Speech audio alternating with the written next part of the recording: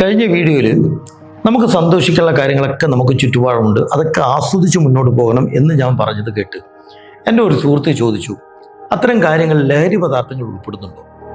സത്യത്തിൽ അത് കേട്ടപ്പോഴാണ് എനിക്ക് തോന്നുന്നത് പലരുടെയും മനസ്സിൽ അങ്ങനെ ഒരു സംശയം ഉണ്ടാകാൻ സാധ്യതയുണ്ട്. ശരിക്കും പറഞ്ഞാൽ ഈ ലഹരി പദാർത്ഥങ്ങൾ സന്തോഷത്തിന് വേണ്ടിയാണോ ഉപയോഗിക്കുന്നത്? അല്ല. വിഷമങ്ങളിൽ നിന്ന്, ദുഃഖങ്ങളിൽ നിന്ന് രക്ഷപ്പെടുന്നതിന്, ഒറ്റപ്പെടലിൽ നിന്ന് രക്ഷപ്പെടുന്നതിന് വേണ്ടിയാണ് മിക്കവാറും കുട്ടികളായാലും യുവാക്കളായാലും ഈ ലഹരി പദാർത്ഥത്തിൻ്റെ പിന്നിലേക്ക് പോകുന്നത്. അല്ലെങ്കിൽ ഈ പറയപ്പെടുന്ന പെൺകുട്ടികൾ പ്രണയത്തിലേക്ക്, തെറ്റായ പ്രണയത്തിലേക്ക് പോകുന്നതും ഈ ഒറ്റപ്പെടലിൻ്റെ കാരണമായാണ്.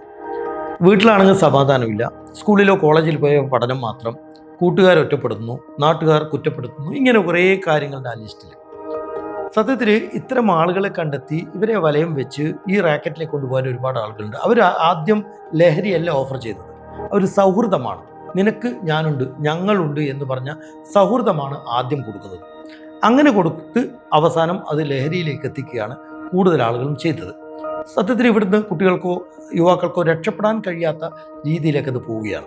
ഇവിടെ നമുക്കറിയാം, കേരളത്തിൽ നിന്ന് ഓപ്പറേഷൻ തൂഫാൻ്റെ പേരിൽ ഒരുപാട് പ്രചരണം നടക്കുന്നത്. അവിടെ ലഹരി ഉപയോഗിക്കരുത് എന്ന് പറയുന്നതോടൊപ്പം, അല്ലെങ്കിൽ അതിൻ്റെ അപ്പുറം ലഹരിയിലേക്ക് പോകുന്ന ഇത്തരം വിഷമഘട്ടങ്ങളിലേക്കുള്ള സാഹചര്യങ്ങളെ നമ്മൾ ഒഴിവാക്കുകയാണ് കൂടെ ചെയ്യേണ്ടത്.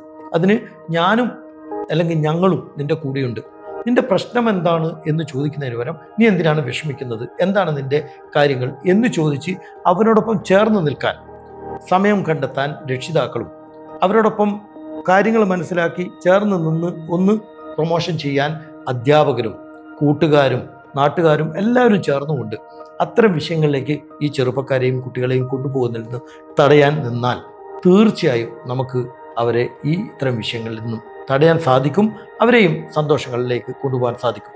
ശരിക്കും നമ്മൾ സ്കൂളുകളിലൊക്കെ കൂടുതൽ ചെയ്യേണ്ടത്, നമ്മൾ പാഠ്യ വിഷയങ്ങളൊക്കെ ഉണ്ട്, പാഠ്യേതര വിഷയങ്ങൾ, സ്കിൽ ഡെവലപ്മെൻറ്റ് അവരിലേക്ക് എത്തിച്ച് അവരുടെ കാര്യങ്ങളെ കണ്ടെത്തി, അത് രക്ഷിതാക്കളും അതുപോലെ തന്നെ അധ്യാപകർക്ക് എല്ലാവർക്കും അതിൻ്റെ ഉത്തരവാദിത്വമുണ്ട്.